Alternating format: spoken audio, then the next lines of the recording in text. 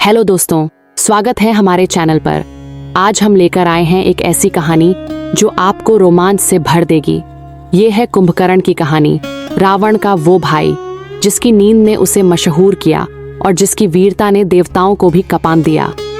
कुंभकर्ण, रावण का मंझला भाई जिसका नाम सुनते ही विशालता और शक्ति की तस्वीर उभरती है। लेकिन क्या आप जानते हैं ये वीर योद्धा 6 महीने तक गहरी नींद में क्यों सोता था?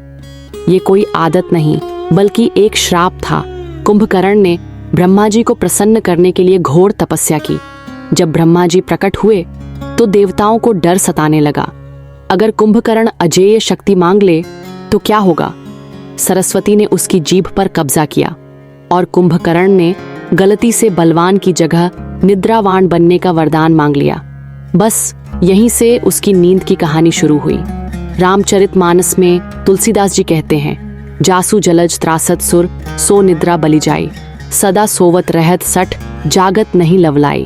अर्थात जिसके डर से देवता कांपते हैं वह कुंभकर्ण नींद के अधीन हमेशा सोता रहता है और आसानी से नहीं जागता।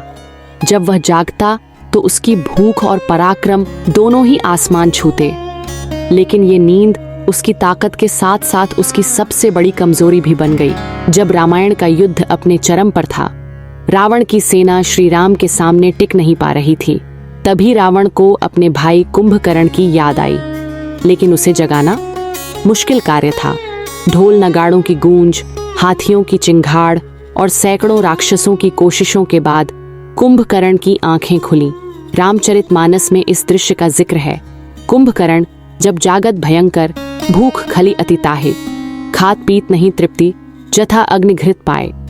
अर्थात कुंभकर्ण जब जागता है तो उसकी भूख इतनी प्रचंड होती है कि वह खाता पीता है फिर भी तृप्त नहीं होता। जैसे आग में घी डालने से वह और भड़कती है। जागने के बाद कुंभकर्ण ने रावण को सलाह दी, भैया सीता का हरण गलत था, श्री राम से संधि कर लो। लेकिन रावण ने उसकी एक न सुनी। फिर क्या? भाई के लिए वफादारी में कुंभकर्ण ने हथियार उठाया और युद्ध के मैदान में कूद पड़ा। उसके कदमों से धरती कांप रही थी। एक एक वार से वानर सेना तितर बितर हो रही थी। लक्ष्मण और सुग्रीव जैसे वीर भी उसके सामने बेबस थे। लेकिन तभी मैदान में आए स्वयं श्री राम और कुंभकर्ण का युद्ध। ये था रामायण का वो पल जब 2 महाशक्तियां आमने सामने थीं। कुंभकर्ण ने अपनी पूरी ताकत झोंक दी, लेकिन श्री राम के दिव्य बाणों ने उसकी कमर तोड़ दी। आखिरकार एक तीक्ष्ण बाण ने कुंभकर्ण का अंत कर दिया। रामचरितमानस में तुलसीदास जी लिखते हैं, रघुपति बाण लागत कटी, कुंभकर्ण रण गिरत भूमि धरी देह तजत, जिमि गज गजपति माहे। अर्थात श्री राम के बाण से कुंभकर्ण की कमर कट गई और वह धरती पर गिर पड़ा जैसे गजराज का वध हो।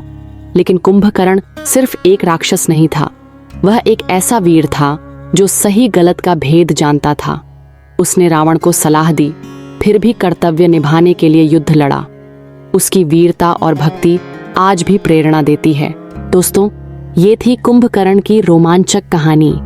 नींद के श्राप से लेकर युद्ध के मैदान तक उसने दिखाया कि सच्चा योद्धा वही है जो कर्तव्य को सबसे ऊपर रखता है। आपको ये कहानी कैसी लगी? कमेंट में जरूर बताएं। अगर आप रामायण के और किरदारों की कहानियां सुनना चाहते हैं तो लाइक करें, चैनल सब्सक्राइब करें और बेल आइकन दबाएं। जय श्री राम।